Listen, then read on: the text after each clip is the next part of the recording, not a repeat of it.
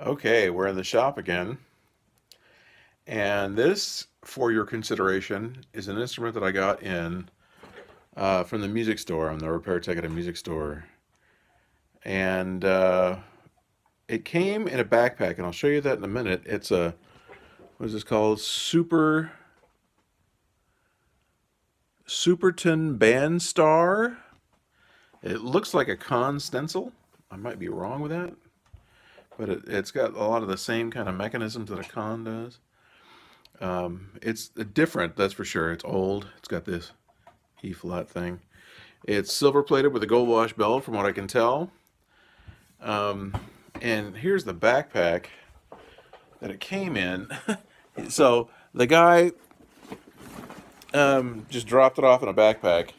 The horn was in a backpack, and as a piece of warning advice, I saw this, and the people at the store saw this, and we both kind of went, "What? Huh?" And asked the client to put down a deposit before we started working on it, because it comes in with questionable intentions.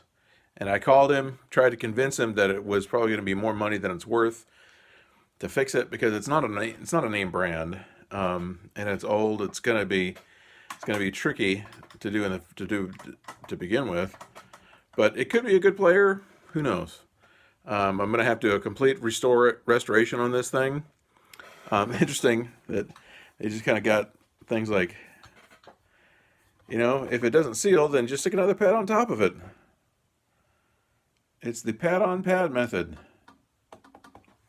Yep. But I will give you updates as I go with this thing. And that's missing a guard. I have to make a guard for it. But yeah, that E flat's another interesting one where they just had to.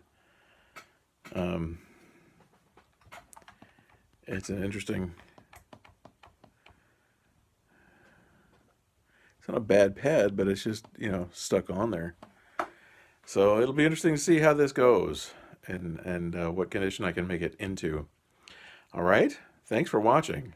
Tune in again for the updates. All right. Take care.